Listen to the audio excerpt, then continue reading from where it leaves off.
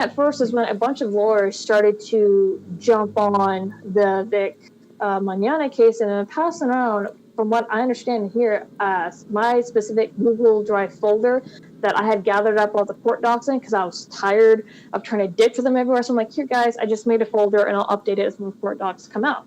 So one particular lawyer, his name is, this is his last name, and this is not me mocking everything, Greg Doucette, Doucette. So, yeah.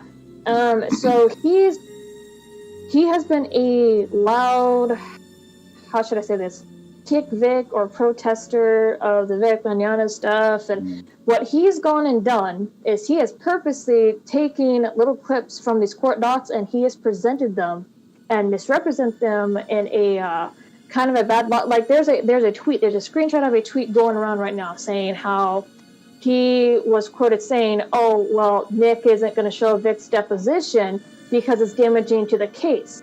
Nick Rakita has been showing Vic's deposition, and it's video recorded. I was going to say he's been actually alternating between depositions between he and Toye. And I think he had part 2 last night. I haven't watched all of it yet.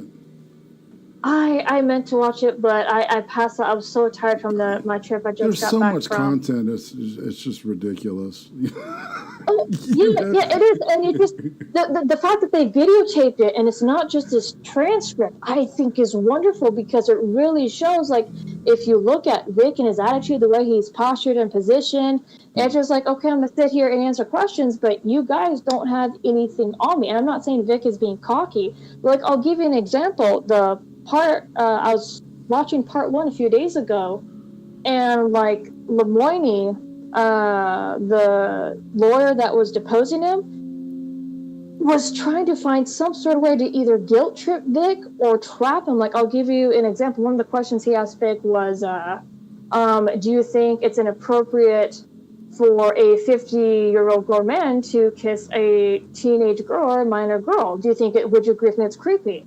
And Vic is like, well, no, not unless it's without her consent. And he tried to twist it and just twist that question and trap him to make him look like a creep.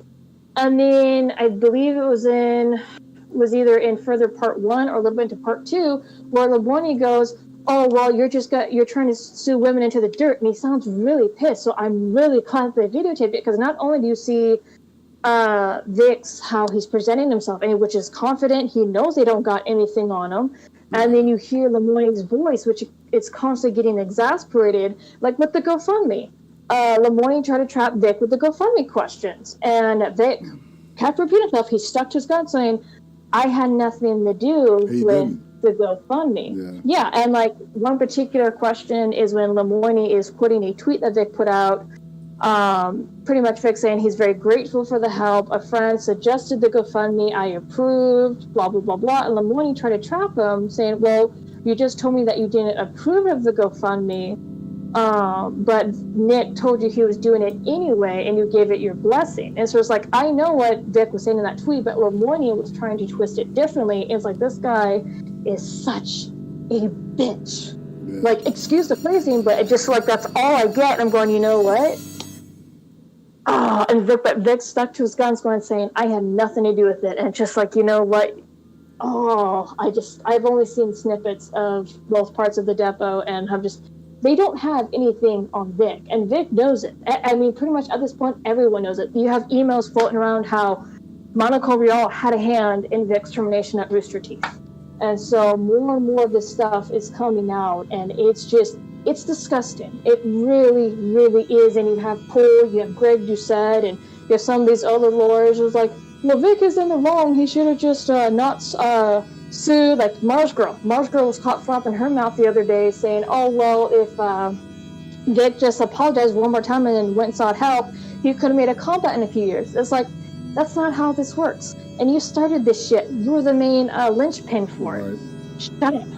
You're next on the round of suit, I hope. Oh, I hope she gets smacked with something.